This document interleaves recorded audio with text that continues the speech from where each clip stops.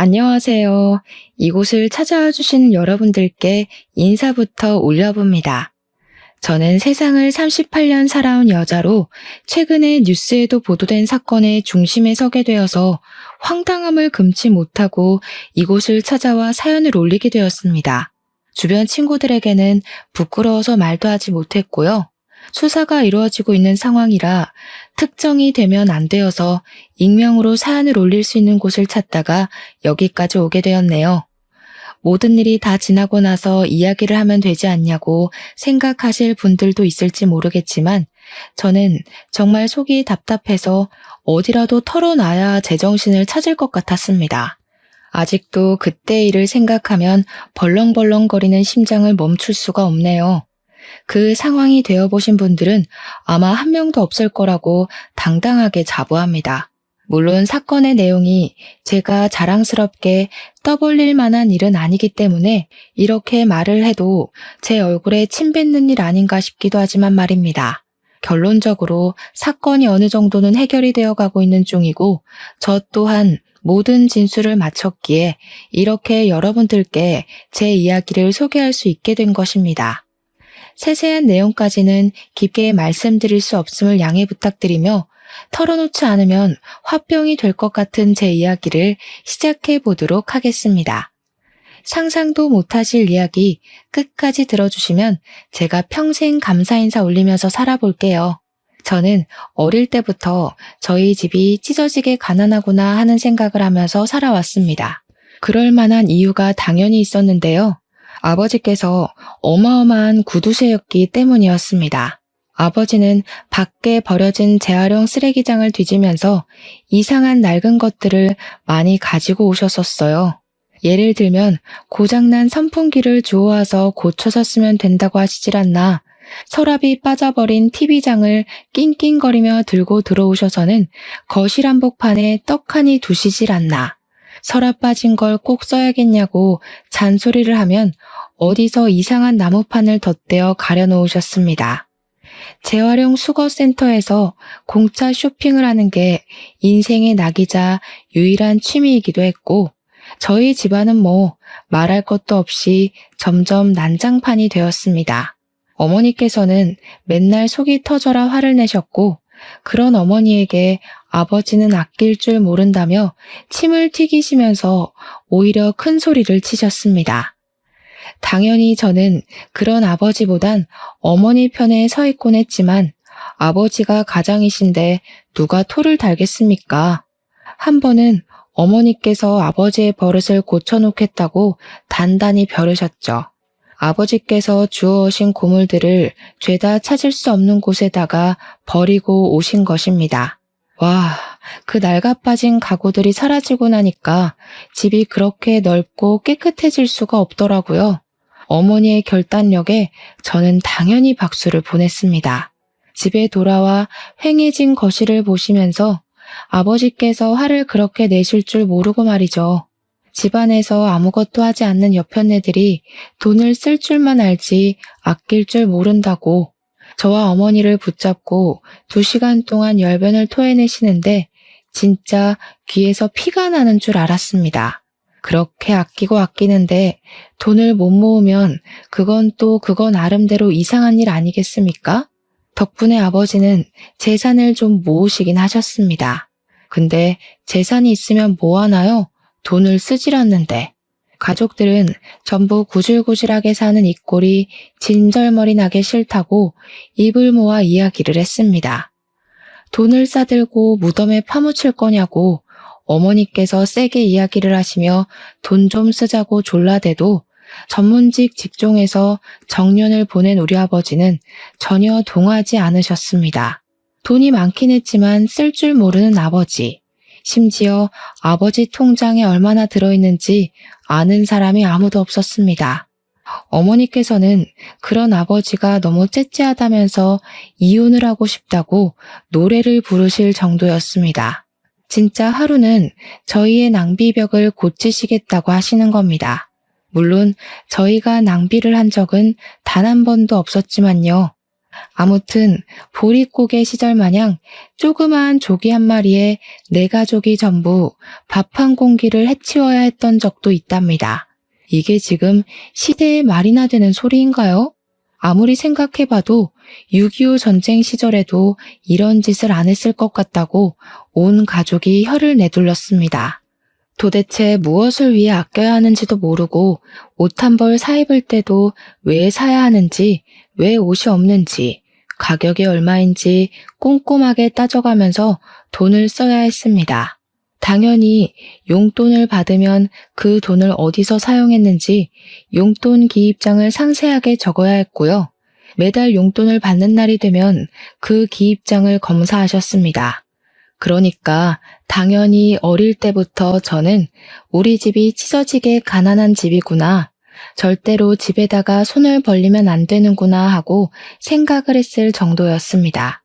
오죽하면 용돈도 너무 적고 이러다가 대학에 들어가도 등록금 한 푼 안 대줄 것 같다는 생각에 저는 17살에 아르바이트를 시작하게 되었습니다. 그때 할 수 있는 아르바이트란 정말 한정적이었는데 패스트푸드점이 가장 만만했기 때문에 그곳에서 아르바이트를 시작했습니다. 한 달에 벌어봐야 20만 원, 30만 원이 전부였지만 용돈에 비하면 어마어마하게 큰 돈이라서 매우 뿌듯했습니다. 치킨 한 마리를 시켜도 내 가족이 사이좋게 나눠 먹어야 했는데 단 한 번도 다리가 제 몫이었던 적이 없었거든요. 아르바이트 비용 받자마자 혼자 치킨 한 마리 사서 놀이터에서 먹었습니다. 집에 가져가면 가족끼리 콩 한 쪽도 나눠 먹어야지 하면서 닭다리를 아버지께서 다 빼앗아 갈 게 뻔했으니까 치사해도 어쩔 수 없이 놀이터에서 혼자 먹었죠. 가끔 아버지께서 기분이 좋은 날에는 외식을 하기도 했는데 고깃집에 고기를 먹으러 가서 밥을 더 많이 먹어야 했던 우리 가족의 삶이란, 그럴 거면 차라리 마트에서 고기를 사서 구워 먹는 게 훨씬 낫겠다 싶었다니까요. 그런 가정 환경에서 꿋꿋하게 버티며 저는 대학을 졸업했고 평소의 미래를 위해 철저한 준비를 했었기 때문에 취직도 나쁘지 않은 기업에 성공했습니다. 하지만 아버지께서 월급을 얼마 받냐, 월급 받는 거 모조리 나한테 맡겨라, 내가 적금 제대로 들어줄게 하면서 월급을 내놓길 강요하셨습니다. 저도 회사원이니까 동료들과 커피를 한 잔 마실 때도 있고 밖에 나가서 밥을 사 먹을 때도 있을 거 아닙니까? 근데 아빠는 그걸 이해하지 못하셨어요. 밥값이 부담되면 도시락을 싸들고 다녀라. 너네 구내 식당에서 먹으면 되지 뭐 한다고 비싼 파스타를 먹냐고 돈 아끼라고 잔소리를 하셨죠. 커피는 탕비실에서 믹스커피 먹어라. 그 정도는 다 구비되어 있다고 하는데 정말 20대 여자의 감성은 개나 주라고 하는 말 같았습니다. 결국 저는 월급을 속였죠.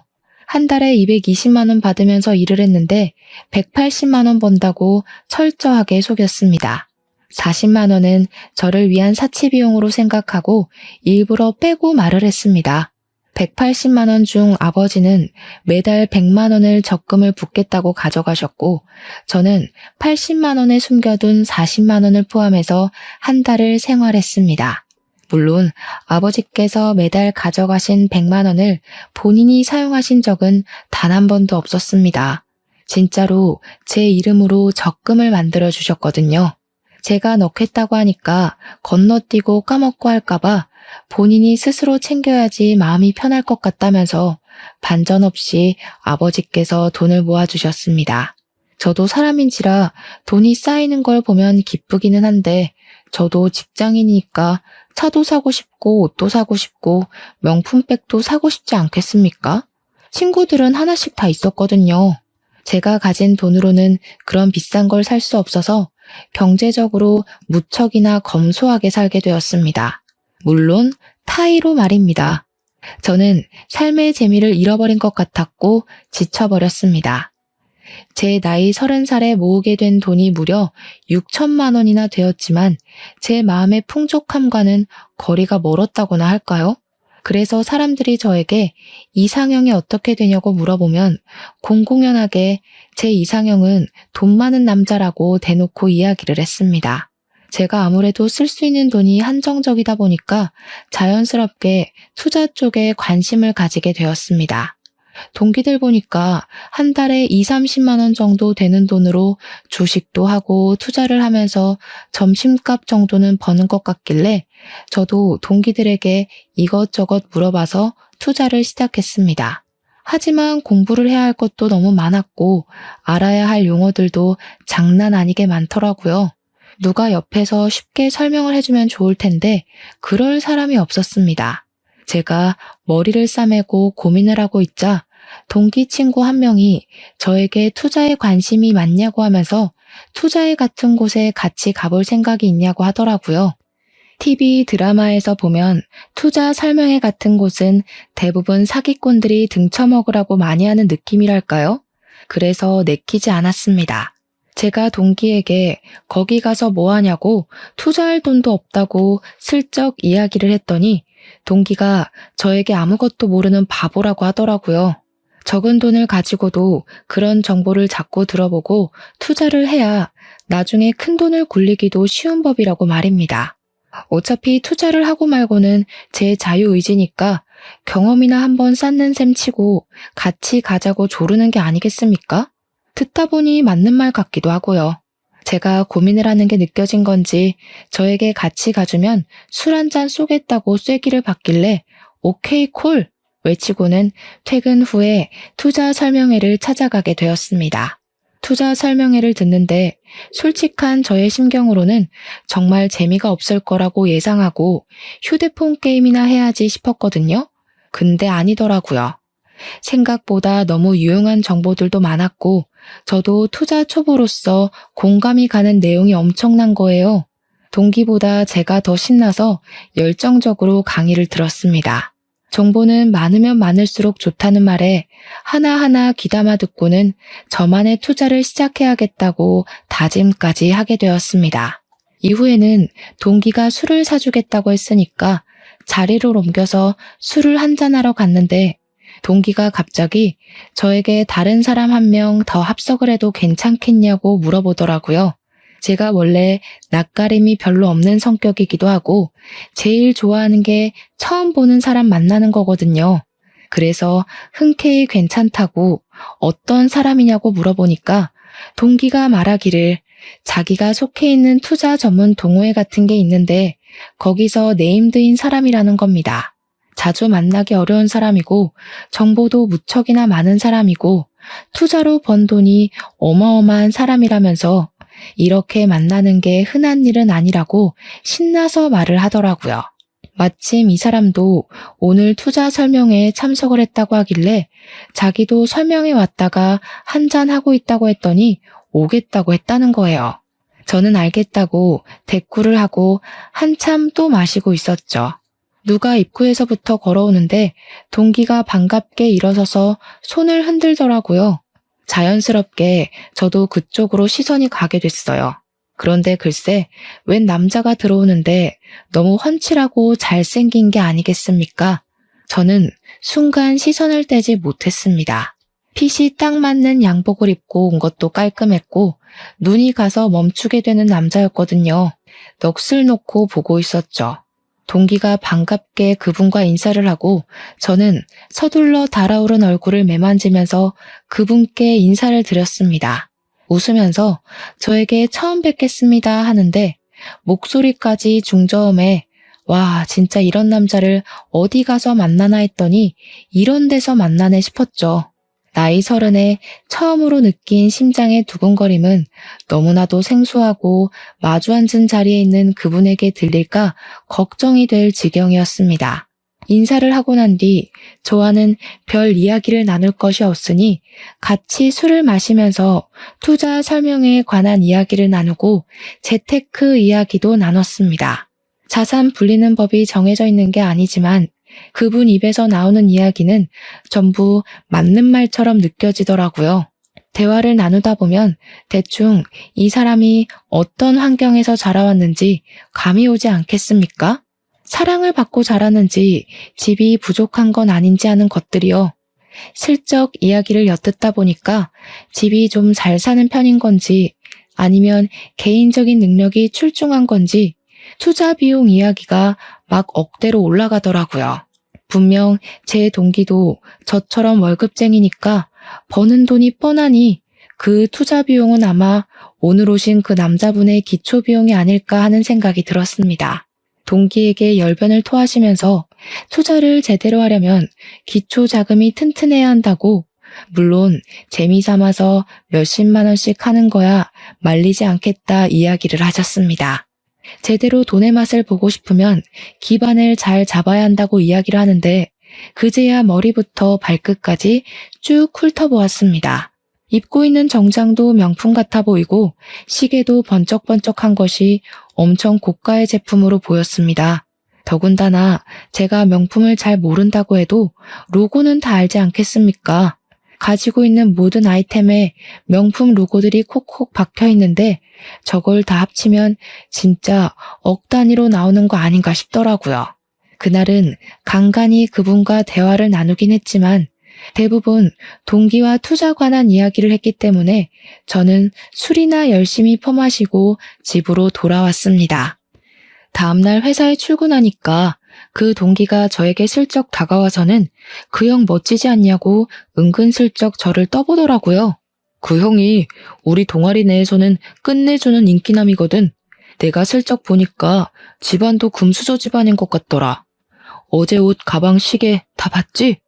그 형 매번 만날 때마다 다른 거 입는데 합치면 억 단위는 금방일걸? 돈도 잘 쓰고 투자에 대한 지식도 엄청 방대해.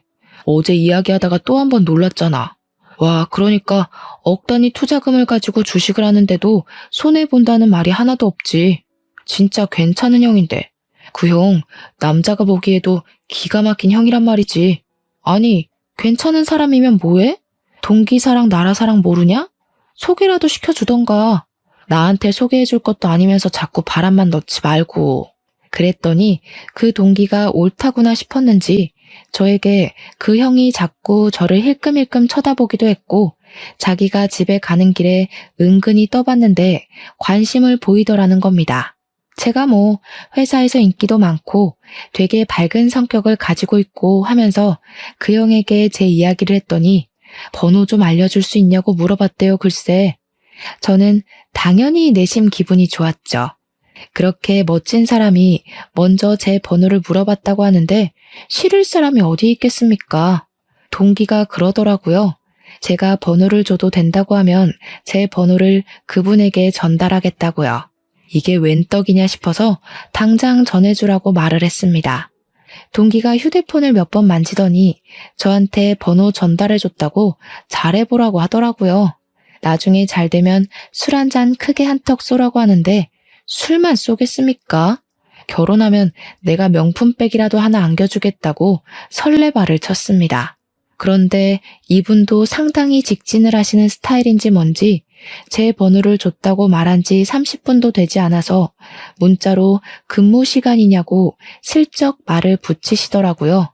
모르는 번호가 찍혀 있으니 본인이 어제 투자 설명회 끝나고 술자리를 했던 문도영이라는 사람이라고 친절하게 설명까지 해주셨습니다.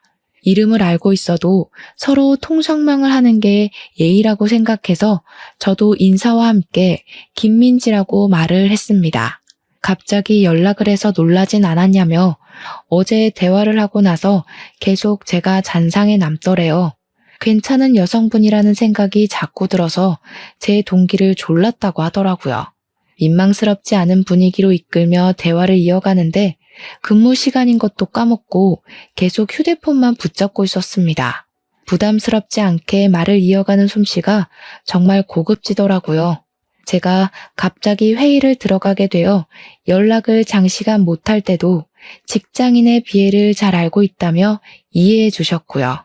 그렇게 한 일주일 정도 연락을 이어나갔을 때 뜬금없이 저에게 밥을 함께 하자고 말을 던지시길래 저도 문자만 하는 것보단 실제로 보는 게 좋을 것 같아서 알겠다고 했습니다. 약속을 정해서 같이 밥도 먹고 일상 이야기를 나눴어요. 사실 별 특별한 대화를 나눈 건 아니었지만 이상하게 그 느낌이라는 게 있잖아요.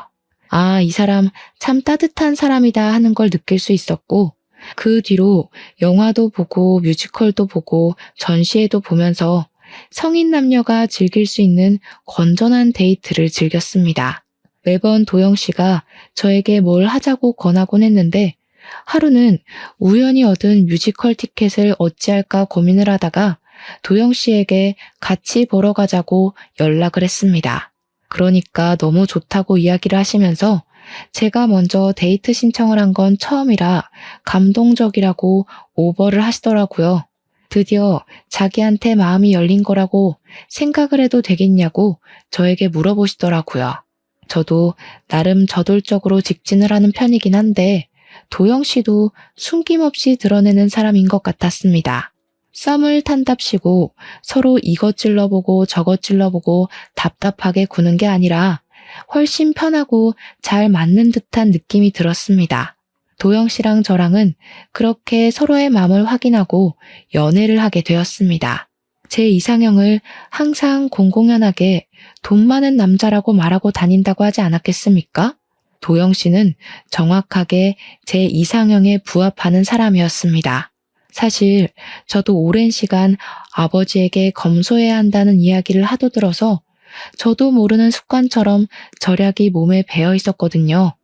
뭐 하나 살 때도 더 싼 게 있나 없나 찾아보게 되고 커피값에 5,000원 이상 쓰는 게 돈이 아깝다고 느껴지고 오죽하면 집에서 커피를 타서 회사에 텀블러를 들고 다녔습니다.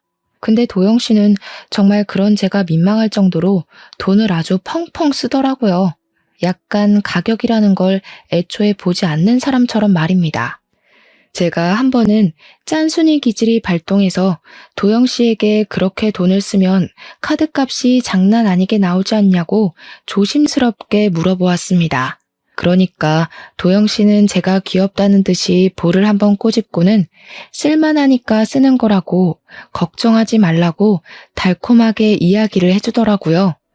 저에게 선물도 참 많이 사주었는데 꽃 선물은 기본이고 향이 좋아서 샀다고 비싼 향수를 사주거나 제 노트북이 버벅댄다 하니 노트북까지 선물을 해주는 게 아니겠습니까? 핸드폰도 커플로 사용했으면 좋겠다면서 제 휴대폰 약정이 끝나자마자 새 걸로 떡하니 바꿔주는데 진짜 씀씀이가 남다른 사람 같았습니다. 물론 글이 펑펑 써대니까 저도 속으로는 모아둔 돈이 하나도 없는 거지 아닌가 걱정을 했는데 동기가 그러는 거예요. 그 형, 돈 진짜 많을걸? 지난번에 취해서 하는 이야기 들었는데 이미 주식도 엄청 많대. 거의 몇십억 단위? 집도 있고 차도 있고 땅도 있다던데. 거기다가 그 땅이 재개발이 된다고 했어. 암튼 투자할 생각으로 사둔 거라고 하더라. 아, 진짜 부럽지 않냐? 회사도 안 다니고. 돈이나 그렇게 펑펑 쓰면서 나도 그런 삶 살고 싶다. 나는 언제 월급쟁이 탈출하냐? 동기가 신이 나서 도영 씨 이야기를 떠들어대니까 저는 당연히 도영 씨가 진짜 엄청난 부자구나 하고 생각을 하게 되었습니다.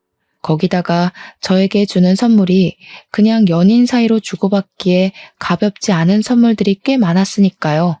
그렇게 저와 도영 씨는 1년이라는 시간 동안 정말 알차게 연애를 즐겼고 제 나이가 31살이 되었을 때 엄청 큰 다이아 알이 박힌 반지를 제 손에 끼워주면서 결혼을 하자고 했습니다. 저는 제 네 번째 손가락에 자리 잡는 다이아를 보면서 입을 떡 벌렸죠. 그렇게 큰 다이아를 실물로 보는 건 처음이었거든요. 도영 씨는 제가 반지만 하염없이 바라보고 있으니 멋쩍게 웃으면서 원래는 명품 브랜드의 반지로 해줄까 고민을 하다가 알이 큰 게 낫겠지 싶었다고 하더라고요. 2캐럿이나 된다는 반지를 제 손에 너무나도 무겁게 느껴졌습니다. 오죽하면 다이아가 옆으로 돌아가더라니까요. 알이 너무 커서요. 제가 그 반지를 끼고 당당하게 회사에 출근했다가 여성 사원들의 빈축을 얼마나 샀는지 모릅니다. 한 명 한 명 제 손에 끼워진 반지를 보고 배 아파했거든요. 부럽다고 난리를 치는 사람들과 저런 건 끼고 다니는 용도가 아니라고 셀쭉거리는 동료들까지 프로포즈 반지가 너무 큰 거 아니냐고 대박이라고 부잣집에 시집 간다고 소문이 하루 만에 회사에 쫙 퍼지더라고요. 남들은 부러워하는 남자였지만 저희 아버지 눈에 도영 씨는 그다지 마음에 들지 않았던 것 같습니다. 저희 집에 방문하는 날 도영 씨가 양손에 잔뜩 선물을 들고 찾아왔는데 저희 아버지가 그 선물의 양을 보고 매우 탐탁지 않아 하셨거든요. 그렇게 씀씀이가 커서 나중에 돈을 모으겠냐고 입을 대빨 내밀고 이야기를 하시는데 어머니께서 아버지의 등짝을 짝소리나게 때리셨습니다. 아이고 이 사람아, 돈을 쓸 때 써야지. 당신처럼 무덤에 돈 싸들고 가려고 작정한 인간보다 100번 낫다. 이렇게 돈을 써야 가족들도 화목한 법이야. 여유도 생기고. 도영 씨는 저희 아버지에게 노후 준비는 따로 단단히 해두었으니 걱정하지 않으셔도 된다고 이야기를 했습니다. 하지만 그 말에도 저희 아버지께서는 쉽게 허락을 해주지 않으셨었는데 어머니께서는 제 손이 떡하니 자리 잡은 반지를 보고 눈이 2배 이상 커지셨습니다. 이런 반지를 주는 남자가 진짜 실존 인물이었냐면서 엄청 비싸겠다고 하루빨리 결혼하라고 재촉했습니다. 그 뒤로 도영 씨는 우리 부모님을 모시고 호텔에서 굳이 비싼 코스 요리를 결제하기도 했고요. 호캉스를 보내드리기도 했습니다. 우리 어머니께서 친구분들과 개모임을 하시는 게 있었는데 거기서 일본으로 여행을 갈 때도 세심하게 엔화를 다 환전해서 어머니께 드렸더라고요. 우리 어머니께선 도영씨같이 돈 팍팍 잘 쓰는 남자가 어디에 또 있겠냐면서 하루빨리 결혼식을 올리라고 성화를 치셨습니다. 그래서 저도 당연한 절차로 도영씨네 집에 인사를 드리러 갔는데 생각보다 시댁이 너무나도 낡은 집이더라고요. 약간의 의아함을 가지고 있었는데 도영씨가 제 표정을 보더니 알만하다는 말투로 이야기를 했습니다. 집이 좀 낡았지? 부모님께서 태어나서 처음으로 2분이 노력해서 구하신 집이라서 그래. 이사가기 싫다고 버티시는 중이거든. 여기도 곧 재개발 지역으로 선정될 텐데 그러면 웃돈을 줘도 여기 못 들어올걸? 겸사겸사 잘 됐지 뭐. 제가 전생에 나라를 구하기라도 한 건지. 도영 씨도 제 인생의 선물이라 느꼈는데 도영 씨네 부모님은 정말 완벽한 천사나 다름없는 분들이셨습니다. 저에게 눈물까지 글썽이시면서 우리 부족한 아들을 사랑해줘서 고맙다고 하시며 제 손을 꼭 잡고 며느리가 생겨서 너무 행복하고 좋다고 하셨습니다. 저는 저에게 잘해주시는 시부모님까지 이건 종합선물 세트다 하는 생각을 하게 됐고 양가의 허락이 떨어지자마자 결혼식 준비를 시작했습니다. 한 번뿐인 결혼식에 하고 싶은 걸 다 해보자며 도영 씨는 호화로운 호텔 식장을 예약하고 식대도 엄청 비싼 코스 요리로 결정을 내렸습니다. 저는 살짝 부담스럽긴 했죠. 어쨌든 결혼식 비용을 반반 내야 하지 않나 생각했는데 도영 씨가 저에게 본인이 전부 준비를 하겠다고 가만히 있으라고 하더라고요. 제 친구들부터 시작해서 회사 사람들까지 전부 너무 부럽다고 입을 떡 벌릴 만큼 화려하고 호화로운 결혼식을 진행했습니다. 정말 인터넷에 놔두는 꽃값만 몇천만 원이 넘는 그런 어마어마한 결혼식 말입니다. 저는 드레스도 비싼 수입품 드레스를 입었고 이게 바로 결혼이구나 하면서 공주가 된 기분을 마음껏 누렸습니다. 신혼여행도 퍼스트 클래스에 타서 칸쿤이라는 곳으로 가게 되었는데 휴양지 하면 떠오르는 에메랄드 빛깔의 바다가 너무 아름답더라고요. 행복한 신혼여행을 끝마치고 귀국을 하게 됐는데 도영 씨가 저에게 그러더라고요. 일을 그만둘 생각은 없냐고요. 예전부터 내 꿈은 집에서 내 좋아하는 와이프를 가지는 거였어. 일을 그만뒀으면 좋겠는데 말이야. 내가 돈이 많으니까 편하게 쉬면서 지내면 좋겠더라고. 사회생활이라는 게 말이 좋아서 사회생활이지 스트레스 엄청 받고 피곤한 일이잖아. 안 그래도 회사 일 때문에 스트레스가 엄청 쌓여 있었는데 진짜 그만둘까 싶었거든요. 그런데 아버지께서 사람 일이라는 게 어떻게 될지 모르는 건데 섣부르게 그만두지 말라고 하셨습니다. 매달 100만 원씩 모으는 것도 멈추지 말라고 하셨고요. 결혼하고 나서 심적으로 여유가 생겨서 그런 건진 모르겠지만 아버지의 말에 틀린 게 없었습니다. 저는 남편에게도 그냥 일을 해보겠다고, 하다가 너무 힘들고 지쳐서 그만두고 싶어지면 그때 과감하게 그만두겠다고 말을 했습니다.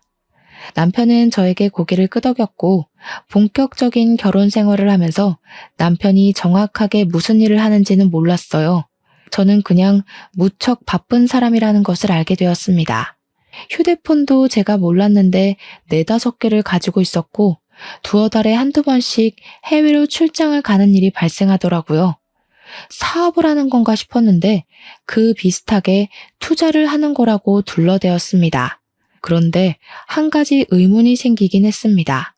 분명 투자도 많이 하고 이리저리 연락도 많이 오는데 그에 비해서 결혼식 당일에 신랑 측 하객의 수가 상당히 적었거든요. 그것도 대부분 시부모님 손님이었고요. 사업하는 사람들이 바쁠 수도 있지 하고 그냥 넘어가긴 했는데 좀 그랬죠.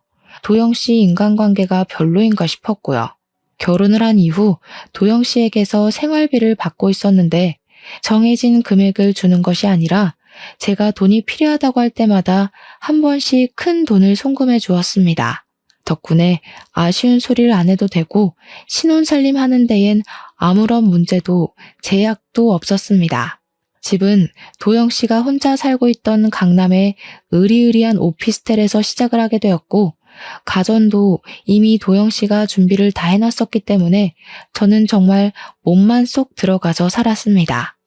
저희 어머니께서는 구두쇠 아버지를 벗어나서 돈 펑펑 쓰며 사니까 좋으냐고 나중에 같이 쇼핑이나 한번 하자고 설레셨습니다.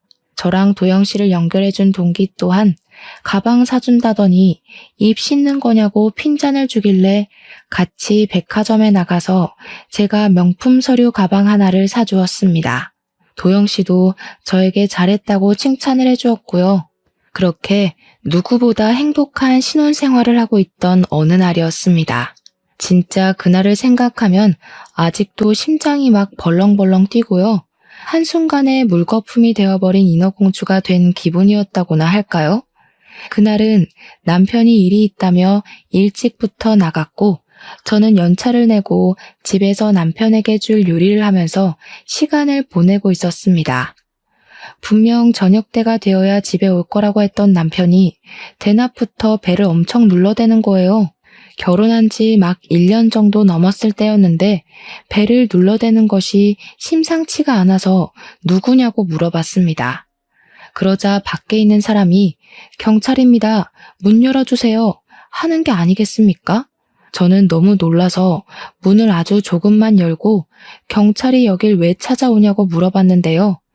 경찰 신분증을 내밀면서 영장을 들고 왔으니까 당장 문을 열으라고 하는 겁니다. 문을 열지 않으면 저를 공무집행 방해죄로 체포하겠다고 하는데 한둘이 아니라 정말 대여섯 명이 왔더라고요. 놀라서 저는 문을 열어주었고 경찰은 갑자기 압수수색 영장이다, 체포 영장이다 하면서 저에게 종이를 막 들이밀고는 경찰서로 가자고 하는 겁니다. 경찰서라뇨? 저는 죄 지은 게 하나도 없는데 도대체 무슨 이유로 절 잡아간다고 하세요? 그러니까 참고인으로 조사를 받으셔야 한다면서 그때부터 야, 뒤져. 발견되면 바로 손들어? 하고 집을 막 이잡듯이 뒤지는 게 아니겠습니까? 저는 악을 쓰면서 경찰들에게 뭐 하는 짓이냐고 난리를 쳤죠.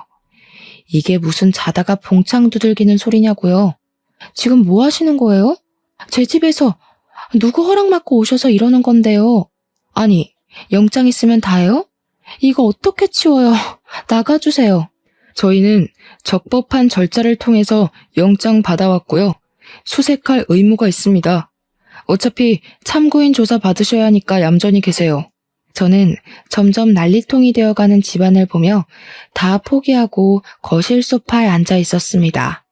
뭘 찾으러 온 건지 모르겠지만 화장실 변기통까지 싹 다 뒤지는데 이게 무슨 일인가 싶어서 멍해지더라고요. 그러더니 이리저리 다른 형사들을 지시하던 나이가 좀 있으신 형사분께서 전화를 받더니 저쪽에서도 발견 다 했단다. 마저 수색하고 철수하자 하시더라고요. 다들 예 하면서 일사불란하게 움직이는데 저쪽은 또 어디고 아직도 뒤질 게 더 남았다는 건지 머리가 지끈거렸습니다. 3-4시간 정도를 이불솜까지 다 꺼내어서 수색을 하더니 다들 거실에 모여서 이 집에는 아마 없는 것 같다고 수근수근거리더라고요. 저는 그게 너무 궁금했죠. 형사님들께 이게 다 무슨 일인지 설명 좀 해주시면 안 되냐고 하니까 경찰서로 이동해서 이야기를 하면 될 것 같다고 저에게 따라오라고 하더라고요. 그런데 그 형사들의 표정에서 느껴지는 게 마치 저를 좀 범죄자? 공범자? 그런 느낌으로 보는 것 같아서 기분이 나빴습니다. 경찰서에 도착해서는 조사받으라고 하길래 자리에 앉으려고 했더니 일이 있어서 아침부터 나간 남편이 떡하니 있는 게 아니겠습니까? 아니 당신 뭐 좀 먼 거리에 볼 일이 있다고 하더니 여기에 왜 와 있어? 근데 남편이 저를 쳐다보지도 않고 불안한지 다리를 벌벌 떨면서 손톱을 물어뜯고 있는 게 아니겠습니까? 저는 너무 의아해서 남편을 계속 불렀는데 제 말이 아예 들리지 않는 사람처럼 굴더라고요. 문도영 씨 부인이시죠? 아무것도 모르셨어요? 다짜고짜 뭘 물어보는 건지 몰라서 진짜 왜 불려온 건지 모르겠다고 제발 설명 좀 해달라고 제가 형사님을 붙잡고 애원하는 식으로 이야기를 했습니다. 아무것도 몰라서 답답해 죽겠다고 하니까 옆에 있는 다른 형사가 진짜 모르나 본데? 하고 말꼬리를 흘리는 게 아니겠습니까? 저에게 일단 조사를 받아야 한다며 나이, 이름, 직업 이런 걸 물어보길래 다 말하면 알려주겠지 싶어서 성실하게 물어보는 질문에 대답을 했습니다. 형사님들도 별로 특이한 점은 보이지 않는다고 회사 생활도 잘하시고 저축도 잘하시고 하면서 이상한 소리만 주절주절 하더라고요. 순간 이거 무슨 몰래카메라 같은 건가 싶어서 인상이 다 구겨지더라고요.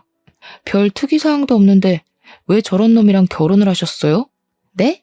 그게 다 무슨 소리신지 진짜 친절하게 설명해 주실 분 없나요? 저런 놈이 뭔데요? 누군데요? 그러니까 형사가 글쎄 너무나도 충격적인 이야기를 하는 게 아니겠습니까? 무려 제 남편이 그 부자 문도형이 글쎄 약물 판매상이었다는 겁니다. 예, 여러분이 상상하시는 바로 그거요. 제가 진짜 너무 황당하고 어이가 없어서 무슨 영화를 찍는 건가 싶어서 다시 한번 물어봤죠. 약이라고요? 우리나라에서 금지된 그거요? 아니 불법인데 그걸 어디서 들여와서 어떻게 팔았다는 건데요? 그게 진짜라고요? 정말 우리나라가 언제부터 그걸 팔 수 있는 나라였냐고 말도 안 되는 소리를 한다고 기가 차서 막 깔깔 웃었습니다. 현실이 전혀 믿어지지가 않고 경찰이 저를 놀리는 줄 알았거든요. 그러니 경찰이 완전 정색을 하면서 저에게 똑똑히 이야기를 하더라고요. 네, 그러니까요. 제 말이 그 말입니다. 불법인 나라에서 당당하게 금지 약물을 유통했다니까요. 저는 남편을 쳐다보고 그게 진짜냐고 몇 번이나 다그쳐 물었습니다. 그러자 남편이 변호사 오면 이야기를 하겠다고 저한테도 아무 말을 하지 않고 입을 딱 다무는 게 아니겠습니까? 경찰도 화가 났는지 남편한테 소리를 막 질렀습니다. 변호사는 무슨 얼어 죽을 놈의 변호사야? 네가 가지고 있는 세컨드하우스에서 얼마나 많은 약물이 검출됐는지 알아? 그러면서 무슨 약 종류 이름을 줄줄이 이야기를 하는데 저는 이름도 어려워서 들어도 모르겠더라고요.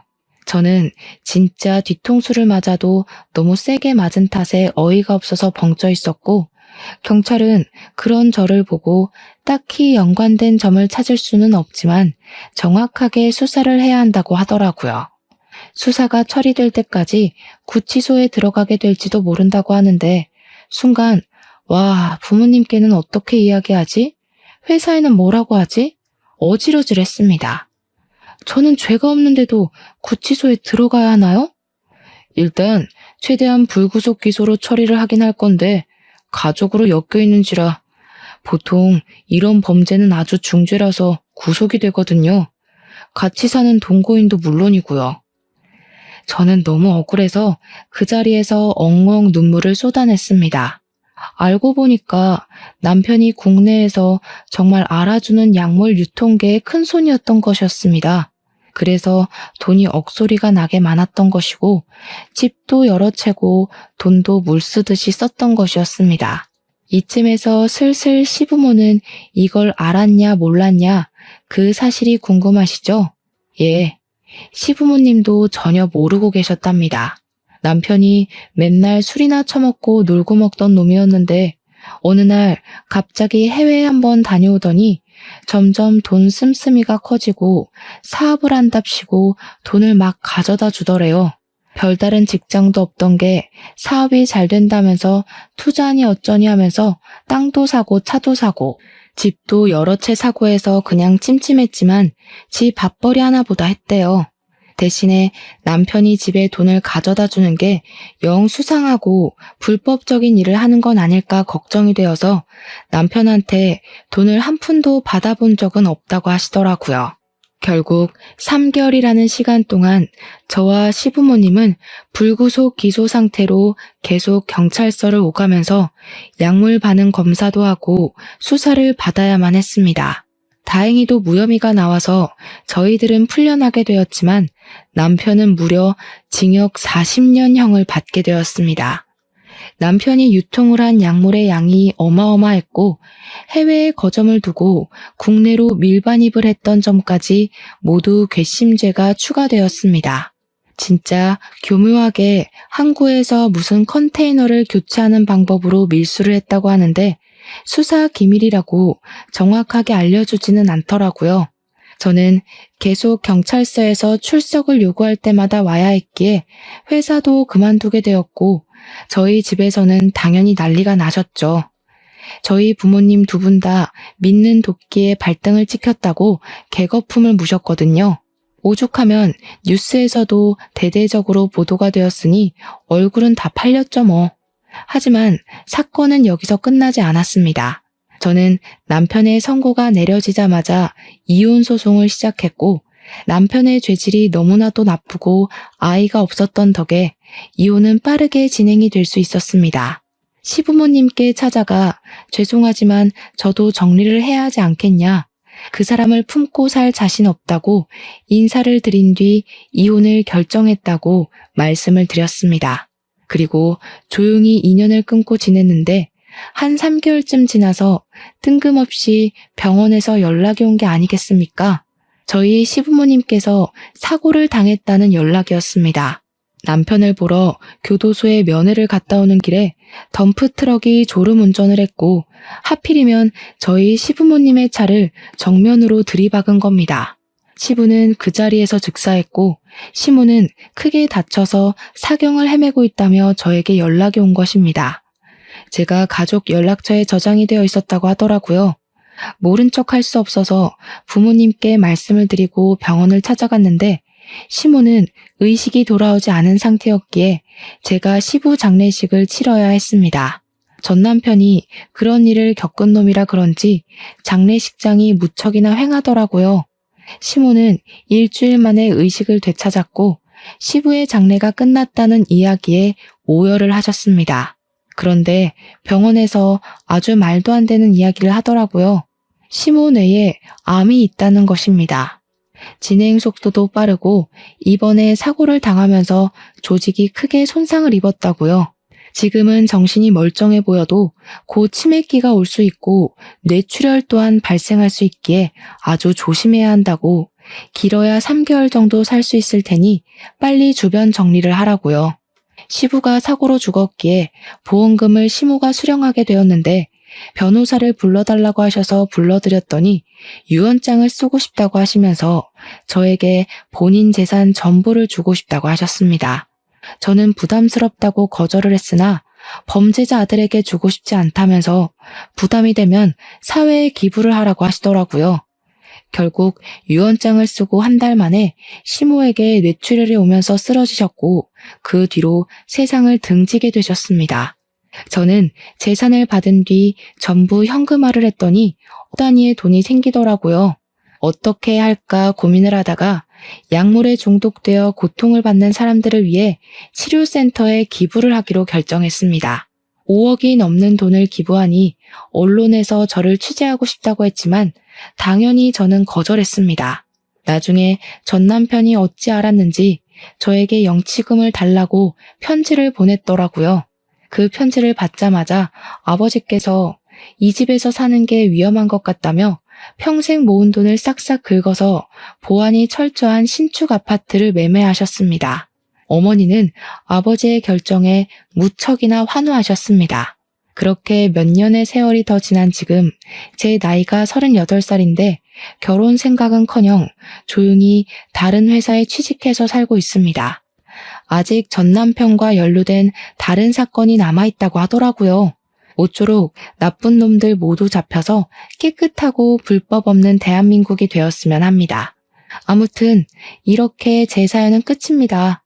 길고 파란만장한 제 사연을 여러분들은 어떻게 들으셨나요?